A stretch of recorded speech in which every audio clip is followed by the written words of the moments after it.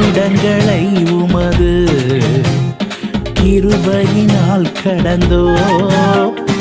இனி வரும் நாட்களெல்லாம் உந்தன் மகிமைதனை காண்போ. எங்கள் ஆயுள் உள்ளவரை இயேசு நாமத்தை உயர்த்திடுவோம். எங்கள் ஆயுள் உள்ளவரை இயேசு நாமத்தை உயர்த்திடுவோம். எங்கள்